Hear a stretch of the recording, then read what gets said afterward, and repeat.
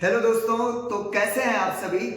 होता क्या है कि नंबर सिस्टम का एक टॉपिक है डिवाइड, और डिवाइड के क्वेश्चंस में एक टाइप का क्वेश्चन बनता है, बहुत प्यारा टाइप है।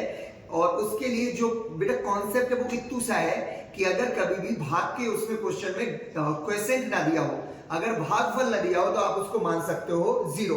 इससे होगा क्या है कि जो भी हमारे लिए होगा शेष, वही हमारे लिए बन जाती है संख्या।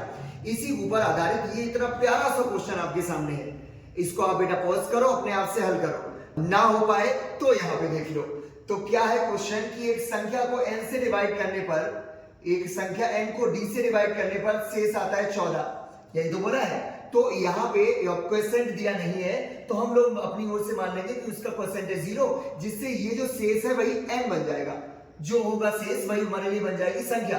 तो यहाँ पे n का वैल्यू आ चुका है 14। फिर बोला है कि उसी संख्या के 3 गुने को, अर्थात 14 तिया 42 को उसी संख्या, उसी डिवाइजर से डिवाइड करने पर 8 शेष बचता है। आप हमें बताओ कि 42 में किसका भाग दे ताकि 8 शेष आए।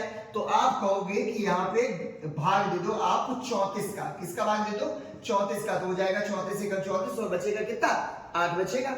ओके, तो या तो वो वाला जो डी है वो होगा या तो 34 या तो इसका फैक्टर, या तो इसका फैक्टर, और ऐसा फैक्टर जो 14 और 8 से बड़ा हो, अर्थात बेटा इनसे इंक्रीजिंग ऑर्डर में, इससे इंक्रीज होना चाहिए। तो यहाँ पे हो जाएगा 34 का फैक्टर या तो 1 या तो 17। ये इससे छोटा है तो या तो डी का मान है 17 या तो डी का मान है 34। और हमें बेटा संख्या का मान तो ऑलरेडी पता था जो कि है 14। अब उन्होंने पूछा है कि उसी संख्या के 4 गुने को, तो संख्या का 4 गुना कौन? यही थी अपनी संख्या, तो 14। तो 14 चौकू 56 में अगर वो 34 है तो भाग देने पर क्या शेष आएगा? तो आंसर है 22। और अगर वो है 17 तो फिर क्या शेष आएगा? तो 17 तिया 51, शेष आएगा 5। तो इसका आंसर है या तो 22 या तो 5। अगर आपको अच्छा लगा हो तो आप हमें इस वाले बेटा व्हाट्सएप पे आप हमें करें मैसेज, हम ऐसे ही और जो क्वेश्चंस है उनकी पीडीएफ आपके पास बेटा भेज देंगे।